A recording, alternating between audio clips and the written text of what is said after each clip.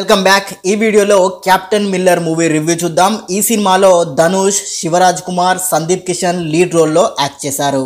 ఈ సినిమా కథ విషయానికి వస్తే భారతదేశాన్ని బ్రిటిష్ వాళ్ళు పరిపాలిస్తున్న టైంలో ఈ కథ సాగుతుంది. ధనుష్ తక్కువ కులానికి చెందిన వ్యక్తి. ధనుష్ గ్రామం సమీపంలోనే ఒక పెద్ద గుడి ఉంటుంది. ధనుష్ కులానికి చెందిన పూర్వీకులే ఆ గుడిని నిర్మించారు. కానీ ధనుష్కి ఆ ఊరి గ్రామ ప్రజలకి ఆ గుడిలోకి ప్రవేశం ఉండదు. ఎందుకంటే వాళ్ళు తక్కువ కులానికి చెందిన వాళ్ళు కాబట్టి. తమ గ్రామాన్ని ఘోరాహరుడు కాపాడుతాడని అక్కడి ప్రజలు నమ్ముతారు. ఇంతకీ ఆ ఘోరాహరుడు ఎవరు? ధనుష్కి ఘోరాహరునికి ఉన్న సంబంధం ఏంటి? ధనుష్ బ్రిటిష్ వాళ్ళపై ఎలాంటి పోరాటం చేశాడు? శివరాజ్ కుమార్, సందీప్ కిషన్ పాత్రలు ఏంటి? ఇంతకీ ధనుష్ క్యాప్టెన్ మిల్లర్ గా ఎలా మారాడు అనేదే ఈ సినిమా మెయిన్ స్టోరీ.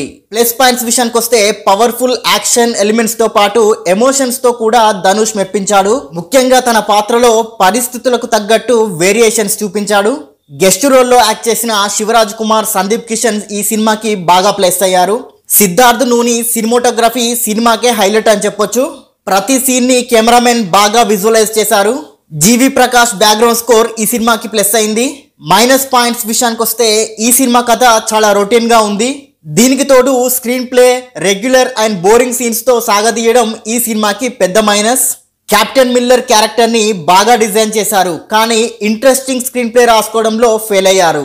కీలక పాత్రలైన సందీప్ కిషన్, శివరాజ్ కుమార్ పాత్రలను ఇంకా బలంగా ఎస్టాబ్లిష్ చేస్తే బాగుండేది.